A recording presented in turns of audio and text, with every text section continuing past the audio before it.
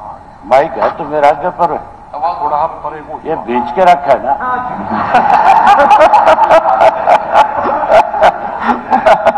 बिना सुरक्षा के ना तो इनका चीफ मिनिस्टर कहीं जनसम्मान में जा सकता है, ना डिप्टी चीफ मिनिस्टर जा सकता। आप 22 घंटी के कुछ बजाना जानते हो या नहीं? मैं घंटी बजाता हूँ, मुझे जो जिम्मेवारी मिली है वो 20 मिनट लोग बकवास करके गए हैं। देखो ये फालतू की बात फालतू नहीं है, सही बात है। क्या केवल आप मुस्लिम को टारगेट करना चाहते हो?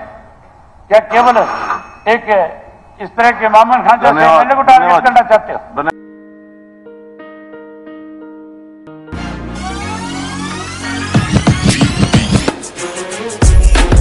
This is my school. It's very pleasant and I love my school. Thanks. This is our computer lab. We taught computer from third standard itself.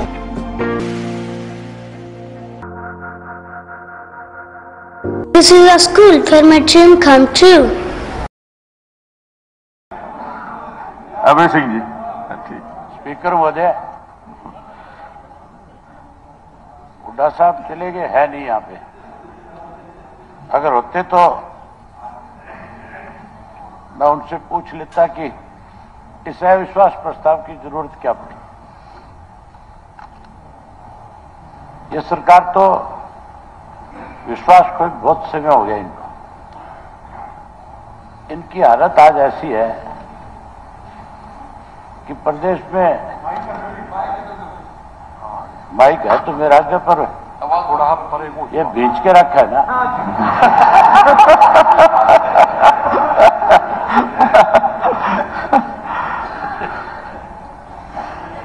आज इनकी हालत ऐसी है कि बिना सुरक्षा के ना तो इनका चीफ मिनिस्टर कहीं जनसम्मान में जा सकता, ना डिप्टी चीफ मिनिस्टर जा सकता।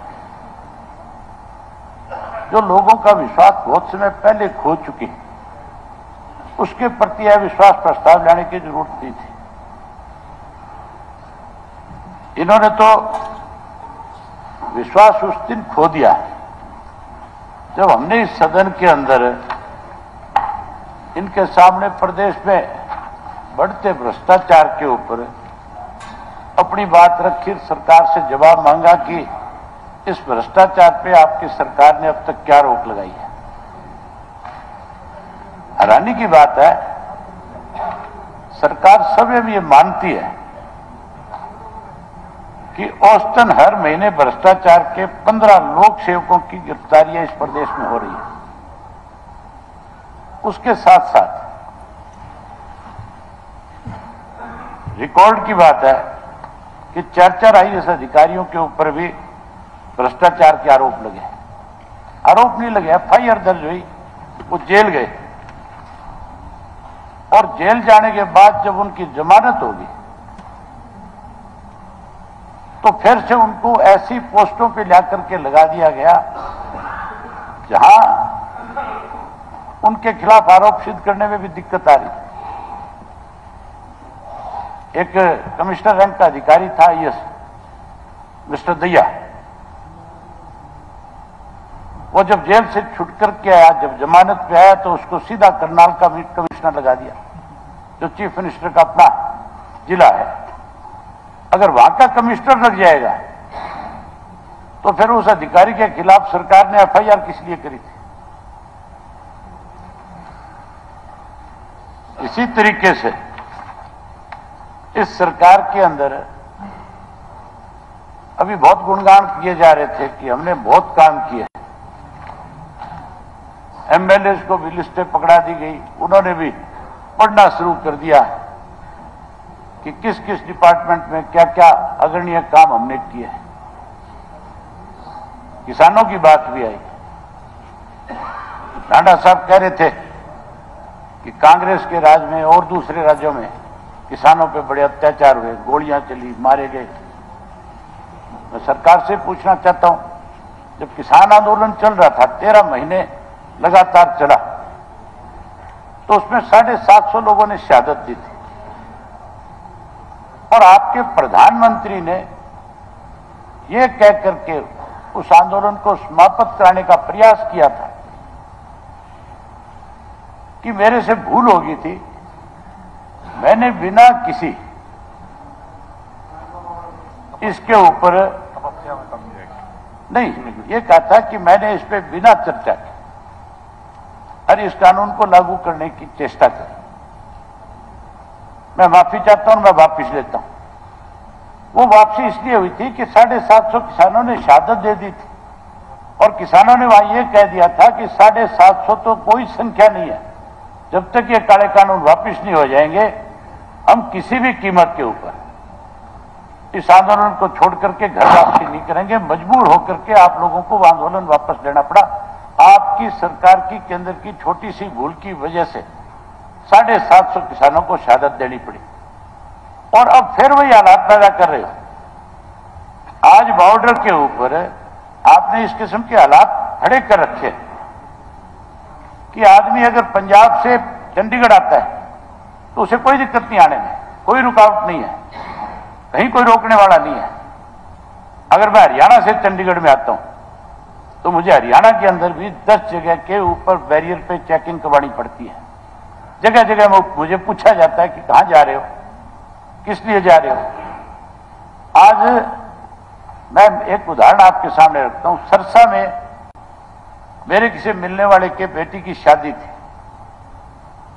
और मेरे घर से जो मैरिज पैलेस था उसकी दूरी केवल 7 किलोमीटर थी। अगर मैं गाड़ी में बैठ करके सीधा जाऊं तो 7 मिनट का रास्ता था, लेकिन वहां 2 जगह बैरिकेड लगा दिया आपने। जबकि डबाड़ी जो बॉर्डर है पंजाब का, आपके बठिंडा का है, चाहे वो बादल साइड का है, चाहे वो अबोर वाला एरिया है, वो वहां से 60 किलोमीटर दूर है। उसके बीच में भी 4 जगह बैरिकेड्स लगा रखे। बावजूद उन 4 बैरिकेड्स को एक और आगे लगा दिया ला करके घग्गर नदी के ऊपर, और उस नदी के ऊपर बैरिकेड्स लगाने के बाद जब मैं उस शादी में गया तो मुझे 40 किलोमीटर का सफर तय करना पड़ा। अगर उस गांव के अंदर कोई आदमी बीमार हो जाए, किसी को कोई तकलीफ हो जाए, कोई इमरजेंसी आ जाए, तो वो आदमी सरसा तक पहुंचते पहुंचते अपनी सांस तो खत्म कर सकता है लेकिन पहुंच नहीं सकता। ये हालात किस लिए पैदा कर दिया आपने? कम से कम जो है, जो किसान आपका, जो आपका अन्नदाता है, जिसको आप कहते हो कि इसकी वजह से पूरे देश का सम्मान है, जिसने आपको कोरोना काल के अंदर यह साबित करके दिखा दिया था कि अगर आज किसान ना होता इस देश का तो यह देश खत्म हो जाता। आज उस किसान को फिर से आपने उन्हीं परिस्थितियों में लाकर के खड़ा कर दिया। इस तरह के बैरिकेड्स लगा दिए कि किसान आज जो है हरियाणा को अपने आप को यह मानता है कि तू तो कहीं पाकिस्तान के बॉर्डर पे बैठा है। आज फिर हालात आपकी सरकार की गलत नीतियों की वजह से खराब हो रहे हैं। जहां तक आपने गुणगान किए कि हमने ये किया वो किया, आपने किए 24 से ज्यादा घोटाले इस प्रदेश के अंदर, और हमने बारी बारी उन घोटालों का जिक्र आपके सामने किया। मुख्यमंत्री से बारी बारी हमने ये बात कही कि जो प्रदेश में घोटाले हो रहे हैं। हो गया टाइम क्या? हाँ जी, हो गया।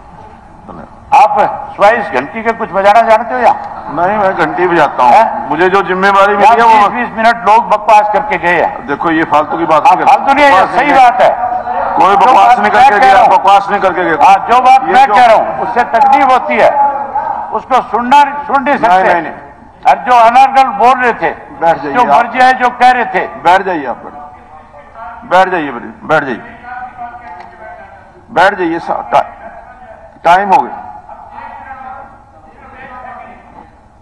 सेकंड का मामला है, 1 सेकंड से। अभी आपने नूह के अंदर ताजा मुख्यमंत्री जी यूएपीए लगाया। नूह में तो आपने लगा दिया। जिस दिन नूह की हिस्सा हुई थी उसी दिन आपके गुड़गावा के अंदर एक मस्जिद का जो होता है आपका क्या कहते हैं, इमाम जो है, उसको भी मार दिया गया था। वहां पे क्यों नहीं लगाया आपने? ये भेदभाव क्यों है? किस बात का है? क्या केवल आप मुस्लिम को टारगेट करना चाहते हो? क्या केवल एक इस तरह के मामन खान जैसे एमएलए को टारगेट करना चाहते हो? धन्यवाद। श्री जगबीर सिंह मलिक जी।